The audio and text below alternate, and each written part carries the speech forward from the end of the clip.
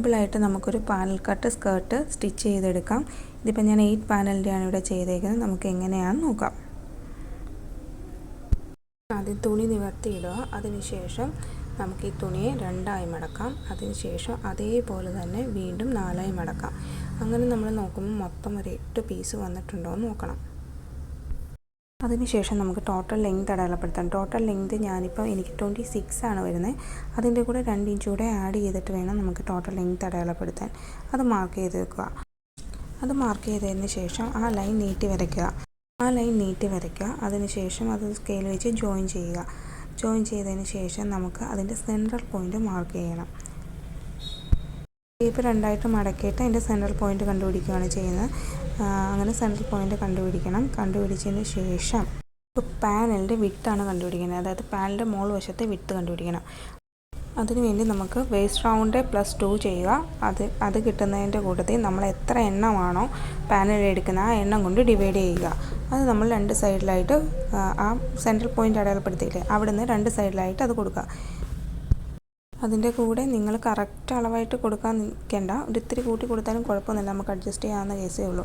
ഞാനിപ്പോൾ ഇതിങ്ങനെ വലിഞ്ഞ് വരുന്ന തുണി ആയതുകൊണ്ട് ഞാനൊരു 1 ഇഞ്ചോളം ഇത്തിരി എക്സ്ട്രാ കൊടുത്തിട്ടുണ്ട്. അപ്പം ഒരുപാട് കൂട്ടി കൊടുത്താലും പ്രശ്നമാണ്. അപ്പം നിങ്ങൾ അതിനനുസരിച്ച് ചെയ്യണം. പിന്നെ ഞാൻ ബോർഡർ വെട്ടിക്കളയുന്നില്ല. അതുകൊണ്ട് തന്നെ ബോർഡറിന് മേളിൽ വെച്ച് ലൈൻ മാർക്ക് ചെയ്തതിന് ശേഷം നമ്മളിപ്പോൾ വരച്ച ആ സെൻട്രൽ ലൈനിൽ നിന്ന് അങ്ങോട്ടും ഇങ്ങോട്ടും മാർക്ക് ചെയ്തില്ലേ ആ ലൈൻ ആ ബോർഡറിന് മുമ്പിട്ട ലൈനിലേക്ക് കൊണ്ടുവന്ന് മുട്ടിക്കുക ചെയ്യുന്നത്. ഇപ്പോൾ ഈ വീഡിയോ നോക്കിയാൽ നിങ്ങൾക്ക് മനസ്സിലാവും. ആ സെൻട്രൽ ലൈൻ അപ്പുറം ഇപ്പുറം മാർക്ക് ചെയ്ത ലൈനിൽ നിന്ന് നമ്മൾ താഴെ ആ ബോർഡർ കട്ട് ചെയ്ത് മാറ്റാത്ത കൊണ്ട് തന്നെ ബോർഡറിലേക്ക് കൊണ്ടുവന്ന് മുട്ടിക്കണം. അതിനുശേഷം നമുക്കത് ബാക്കി പീസുകൾ കട്ട് ചെയ്ത് മാറ്റാം. പാനൽ കട്ട് സ്കേർട്ട് ആയതുകൊണ്ട് തന്നെ ഓരോ പാനലും നല്ല രീതിയിൽ തന്നെ സ്റ്റിച്ച് ചെയ്തെടുക്കണം. ലോക്കിംഗ് മെഷീൻ ഉണ്ടെങ്കിൽ ലോക്ക് ചെയ്ത് വിട്ട് കഴിഞ്ഞാൽ ഇതുപോലെ ഇങ്ങനെ വലിഞ്ഞു വരുന്ന മെറ്റീരിയലൊക്കെ ആണെങ്കിൽ നമുക്കത് കുറച്ചൊക്കെ വൃത്തിയാക്കി തന്നെ വെച്ചേക്കാൻ പറ്റും. ഇല്ലാന്നുണ്ടെങ്കിൽ 2 വാഷൊക്കെ കഴിയുമ്പോൾ തന്നെ അതിൽ നിന്ന് വിട്ട് വരാൻ തുടങ്ങും. അപ്പോൾ അതൊന്ന് ശ്രദ്ധിക്കണം. ബോർഡർ ഉണ്ടെങ്കിൽ നമ്മൾ ബോർഡറിലേക്ക് കയറ്റി കട്ട് ചെയ്യാതിരിക്കാനും കൂടി ഒന്ന് ശ്രദ്ധിക്കണം. ഞാനിപ്പം ബോർഡറിലേക്ക് കയറ്റി കട്ട് ചെയ്യുന്നില്ല. ചിലപ്പം അങ്ങനെ കട്ട് ചെയ്ത് വിട്ട് കഴിഞ്ഞാൽ പിന്നീട് നമ്മൾ സ്റ്റിച്ച് ചെയ്യുന്ന സമയത്ത് അത് കറക്റ്റായിട്ട് സ്റ്റിച്ച് ചെയ്തില്ല എന്നുണ്ടെങ്കിൽ ഒരുപാട് ചുളിവുകളൊക്കെ വരാൻ സാധ്യതയുണ്ട്. അതുകൊണ്ട് ഞാൻ ബോർഡർ ഒഴിവാക്കി ബാക്കി പോർഷൻസാണ് കട്ട് ചെയ്തെടുക്കുന്നത്. എന്നിട്ടത് ചേർത്ത് വെച്ച് സ്റ്റിച്ച് ചെയ്യുകയാണ് ചെയ്യുന്നത്. ഇതുപോലെ ഓരോ പാനലും സ്റ്റിച്ച് ചെയ്ത് ലോക്ക് ചെയ്യാൻ പറ്റുമെങ്കിൽ ലോക്ക് ചെയ്ത് എടുക്കണം.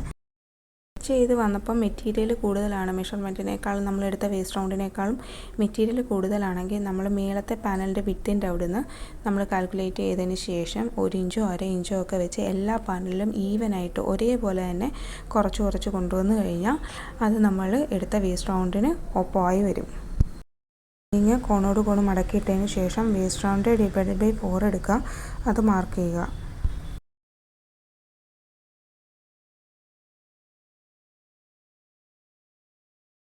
താഴത്തെ ലെങ്ത് നമ്മൾ ടോട്ടൽ ലെങ്തിനേക്കാളും ഒരു 2 ഇഞ്ച് കുറച്ചതിന് ശേഷം അത് മാർക്ക് ചെയ്യുക. ഒരുപാട് കുറയ്ക്കേണ്ട, 1 ഇഞ്ചോ 2 ഇഞ്ചോ കുറച്ചാൽ മതി. എന്നിട്ടതിങ്ങനെ ഓരോ തവണ ഓരോ സൈഡിൽ വെച്ച് തന്നെ ആ ലെങ്ത് അടയാളപ്പെടുത്തണം. എന്നാലേ അത് കറക്റ്റായിട്ട് വരുള്ളൂ.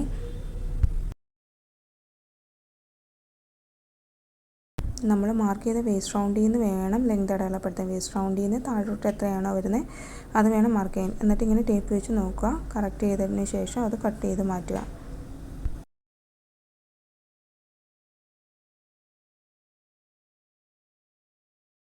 ഇത് മെയിൻ ക്ലോത്തുമായിട്ട് അറ്റാച്ച് ചെയ്യണം. അതിനുവേണ്ടി നമ്മൾ എടുത്ത മെയിൻ ക്ലോത്തിൻ്റെ വേസ്റ്റ് റൗണ്ടും നമ്മളിപ്പോൾ കട്ട് ചെയ്ത ലൈനിങ്ങിൻ്റെ ക്ലോത്തും സെയിം അളവാണോ നോക്കുക. കുറച്ച് വ്യത്യാസമൊക്കെ ഉണ്ടാവാൻ സാധ്യതയുണ്ട്. അങ്ങനെ ഉണ്ടാവുകയാണെങ്കിൽ നിങ്ങൾ ചെറിയൊരു ടക്കിട്ട് കൊടുത്താൽ മതി.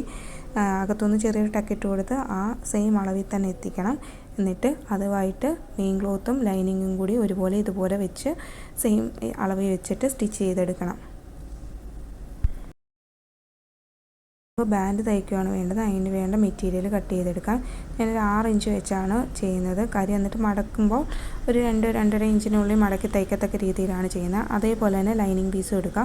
15 ഇഞ്ചാണ് ഞാൻ നീളം എടുത്തേക്കുന്നത്. വീതി 6 ഇഞ്ചുമാണ് എടുത്തേക്കുന്നത്. അതിനുശേഷം ലൈനിങ്ങും കൂടെ വെച്ചിട്ടാണ് ഞാനത് സ്റ്റിച്ച് ചെയ്തെടുക്കുന്നത്. അതിൻ്റെ 2 അരികും മടക്കി തയ്ക്കണം. അതിന് ലൈനിങ്ങും ബാൻഡിൻ്റെ മെയിൻ ക്ലോത്തും കട്ട് ചെയ്തതും ഒരുപോലെ തന്നെ വെച്ച് 4 സൈഡ് സ്റ്റിച്ച് ചെയ്തെടുക്കണം.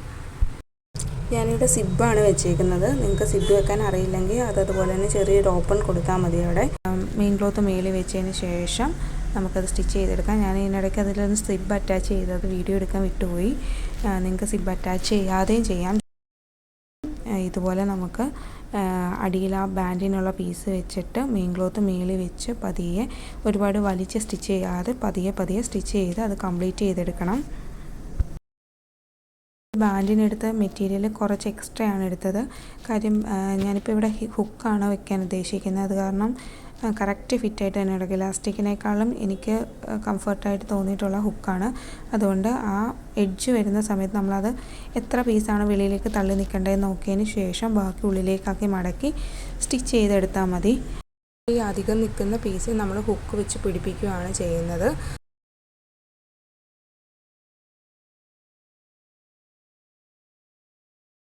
ഇപ്പോൾ വെച്ച് ബാൻഡ് അകത്താണ്, അത് പുറത്തേക്ക് മടക്കി കറക്റ്റായിട്ട് നമ്മളുടെ ആ ഫ്രണ്ടിലേക്ക് വരത്തക്ക രീതിയിൽ എഡ്ജിൽ കൂടി ഒരു സ്റ്റിച്ച് കൂടെ കൊടുക്കുക. അത് കറക്റ്റായിട്ട് തന്നെ പിടിച്ച് വേണം അടിക്കാനായിട്ട്. ഇപ്പം വീഡിയോ കാണുമ്പോൾ നിങ്ങൾക്ക് ഏകദേശം മനസ്സിലാവും.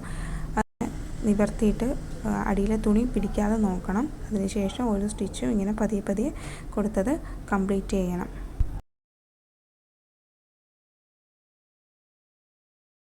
എഡ്ജ് വരുമ്പോൾ എഡ്ജ് മടക്കി അകത്തേക്കൊന്നും വെക്കേണ്ട. നമ്മൾ ആ ഹുക്ക് വെക്കാനായിട്ട് കുറച്ച് നീളത്തിൽ വെച്ചിട്ടുണ്ടായിരുന്നു. അത് അതുപോലെ തന്നെ സ്റ്റിച്ച് ചെയ്തെടുക്കണം. അത് മടക്കി അകത്തേക്കൊന്നും വെക്കേണ്ട ആവശ്യമില്ല. അതുപോലെ തന്നെ സ്റ്റിച്ച് ചെയ്തതിന് ശേഷം അവിടെ നമുക്ക് ഹുക്ക് കൊടുക്കേണ്ടതാണ്. അപ്പോൾ ഇത്രയേ ഉള്ളൂ. ഇതിൻ്റെ സ്റ്റിച്ചിങ് വളരെ എളുപ്പമാണ്. നിങ്ങളൊന്ന് ട്രൈ ചെയ്ത് നോക്കണം. ഇത് ഒരുപാട് വലിയ മെഷർമെൻ്റ് ഒന്നും ഇല്ലാത്ത ടൈപ്പ് മോഡലൊരു സ്റ്റിച്ചിങ് മെത്തേഡാണ്. അതുകൊണ്ട് തന്നെ നമുക്ക് നമ്മളുടെ കുട്ടികൾക്ക് ഇതുപോലൊരു സ്കേർട്ട് സ്റ്റിച്ച് ചെയ്ത് കൊടുക്കാവുന്നതേ ഉള്ളൂ. നിങ്ങളും ഓണത്തിന് ഇതുപോലൊരു സ്കേർട്ട് സ്റ്റിച്ച് ചെയ്ത് നോക്കുക.